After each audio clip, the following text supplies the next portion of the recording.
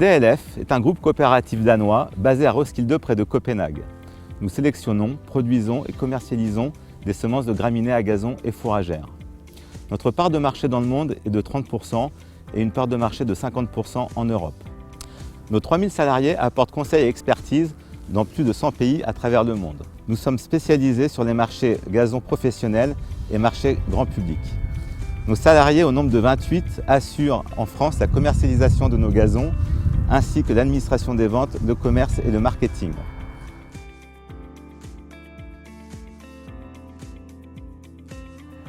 Chaque année, un certain nombre de nouvelles variétés de gazon sont créées et sélectionnées sur notre station des Alleux.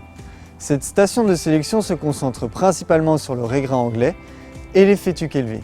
Et en particulier, c'est ici que les premiers raigrins anglais tétraploïdes gazon ont été créés et sélectionnés, tout comme les micro-trèfles gazonnants ou encore les dernières variétés de fétuques élevées très performantes et tolérantes au stress. Grâce à une vingtaine de stations de sélection présentes à travers le monde, nous pouvons maximiser la diversité génétique des différentes espèces à gazon et ainsi sélectionner des variétés adaptées aux différentes conditions pédoclimatiques en améliorant la finesse des feuilles, la densité, la tolérance à la sécheresse, aux maladies ou encore au piétinement, afin de répondre au mieux aux besoins des utilisateurs finaux. Le but de la sélection est de créer de nouvelles variétés. On va, au cours de cette visite, observer les différentes étapes. Ici, nous sommes à la première étape, ce sont des pépinières. Donc, dans ces pépinières, vous voyez qu'on a différentes touffes, et chaque touffe est issue d'une graine. Ce sont des individus différents, et chaque plante est issue de différentes familles. On a ici l'objectif de cette pépinière est d'observer les plantes. Donc on fait différentes observations tout au long de l'année. On commence par des observations de maladies, des observations de finesse, de densité, mais aussi de couleur, vert clair ou vert foncé. Et on va faire ces observations pendant 2 ans. Au bout de 2 ans, on va revenir chercher nos meilleures plantes que l'on aura sélectionnées. On va observer aussi la résistance à la sécheresse et le comportement hivernal, par exemple. Donc ici, nous sommes à la deuxième étape de la sélection. On retrouve les plantes que l'on a sélectionnées en pépinière, mais la différence, c'est qu'on les a clonées pour mieux les observer. Donc on les a clonées en 11 morceaux et on va refaire des observations de la même façon que ce qu'on a fait en pépinière. C'est un élément important de la sélection, puisque ce qu'on veut, c'est avoir des variétés qui soient rentables et faciles à produire. Donc c'est une étape qui va nous permettre de récolter des semences pour pouvoir les utiliser ensuite dans les essais gazon. Maintenant qu'on a collecté nos informations dans les essais, on va revenir chercher nos plantes mères pour les croiser entre elles. On va les associer par précocité, par couleur, et on va créer ce qui va devenir la base de la nouvelle variété, c'est le polycross. C'est ce qu'on a ici en ce moment. Donc on va sur ce polycross récolter des semences, les remultiplier, et les semences que l'on va utiliser, quand on va récolter sur ce polycross, on va les retester dans différentes conditions et dans différents pays. On va les tester au Danemark, en Hollande, en Angleterre, en République tchèque et même aux USA. Chaque famille de sélection est comparée par rapport à des témoins que l'on connaît bien et on va à nouveau faire des observations sur une échelle de 1 à 9, le 9 étant la meilleure parcelle possible, le 1 étant la plus mauvaise, et on va à nouveau faire des observations de résistance à la sécheresse, de finesse, de densité, de résistance aux maladies. Et donc on va suivre ces parcelles pendant 3 ans. Donc avec irrigation ou sans irrigation. Selon les managements, on aura un management qui sera plus espace vert, où là on va s'intéresser davantage à la résistance à la sécheresse.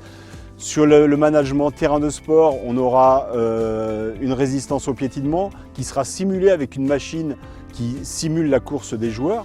Donc c'est une machine qui a 2 rouleaux et 2 rouleaux qui marchent en sens inverse, ce qui fait que ça arrache et ça piétine le gazon. Et donc à l'issue de ces 3 années d'essai, on va revenir chercher nos meilleures familles. Et donc c'est là que se fait la fin de la sélection. Pour être commercialisée, une variété doit être sur le catalogue français. La dernière étape consiste donc à déposer ce polycross dans les essais officiels qui est géré par le CTPS. Le site des Alleux fait partie du réseau CTPS qui compte 12 lieux de test.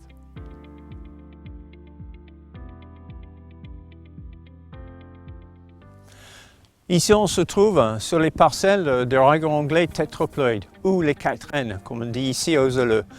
Ces tétraploïdes étaient sélectionnés ici aux Euleux, à côté d'Angers. Donc, en fait, ce sont les vraies innovations françaises.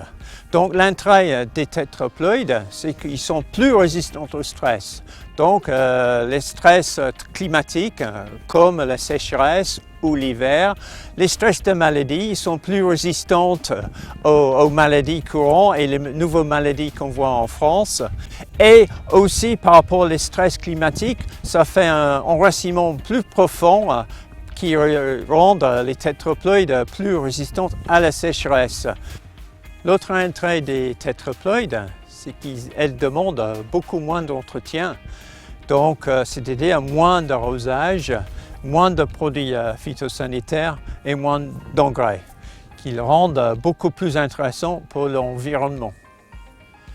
Nous ne travaillons pas seulement avec les espèces classiques de gazon, on travaille aussi avec les micro-légumineuses, c'est-à-dire les micro-trèfles et les micro-luzernes. Et en fait, le bénéfice de ces micro-trèfles, c'est qu'ils amènent entre 100 et 120 unités d'azote par an, qui rendent les plantes plus résistantes au stress, comme le piétinement, plus résistantes à l'hiver et aussi plus résistantes à la sécheresse.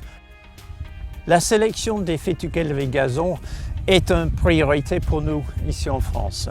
Grâce à son enracinement plus profond, ça rend la plante plus résistante à la sécheresse.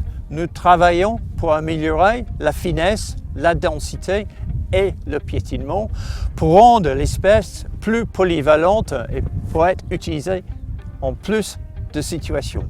Les engazements des parkings ou des cimetières, les toitures végétalisées, la tolérance à l'ombre ou la luminothérapie, l'utilisation des biostimulants. Autant de sujets qui font objet de travaux par notre chargé de développement.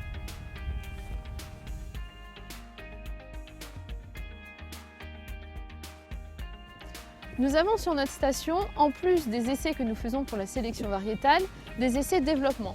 Le but est de recueillir un maximum de données sur nos variétés et sur nos mélanges. Pour cela, nous essayons de reproduire de la façon la plus proche possible les conditions dans lesquelles sont semés nos mélanges et nos variétés. Pour cela, par exemple, les essais luminothérapie ont pour but de reproduire ce qu'il se fait sur les gazons sportifs où des lumières sont utilisées pour faire pousser les plantes. Le but ici est d'étudier le comportement des variétés à différents types de lumière. Ces essais sont également piétinés pour reproduire au maximum et pour être le plus fidèle à ce qu'il se fait sur les terrains sportifs. Par ailleurs, il est important pour nous d'étudier la sécheresse, la résistance à la sécheresse des variétés. Pour cela, nous avons ici des tubes en plexiglas pour lesquels nous pouvons étudier le comportement racinaire et le développement racinaire des variétés. Nous sommes également intéressés à la séquestration du carbone par les variétés. Pour cela, nous avons mis en place différents essais afin d'étudier ce comportement et cette capacité. Enfin, dans cet esprit de développement durable, il est important pour nous d'avoir des variétés qui poussent le moins possible. Pour cela, nous avons mis en place également des essais d'échec de tonte pour étudier le comportement des variétés à être plus ou moins poussantes. Il est aussi nécessaire de reproduire les mêmes modes d'entretien qui sont faits par nos utilisateurs finaux. Pour cela, nous avons semé certains de nos mélanges spécifiques que nous entretenons de manière extensive, c'est-à-dire pas de fertilisation, pas d'arrosage, 1 à 2 fauches par an. Dans le cadre du développement durable, il est aussi de plus en plus utilisé la végétalisation afin de pallier aux produits phytosanitaires, et notamment en agriculture. Pour cela, nous avons des mélanges spécifiques à l'enherbement des cultures que nous avons également semés ici et que nous entretenons également de manière extensive.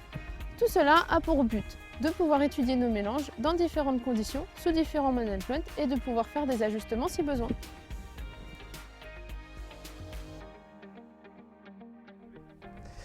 En tant que spécialiste des semences de gazon, DLF France maîtrise toutes les étapes de la sélection, la production, jusqu'à la commercialisation. Il nous a donc paru essentiel de partager notre expérience technique avec nos équipes de vente actives sur le terrain, mais aussi de dispenser des formations à l'intention de nos clients utilisateurs.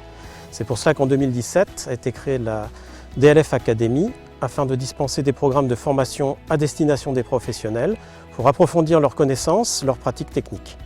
Les programmes se construisent à la carte et selon leurs besoins, nous essayons d'améliorer leurs connaissances sur les mélanges gazon, l'adaptation à leur utilisation, mais aussi les pratiques de semis et la gestion de leur culture.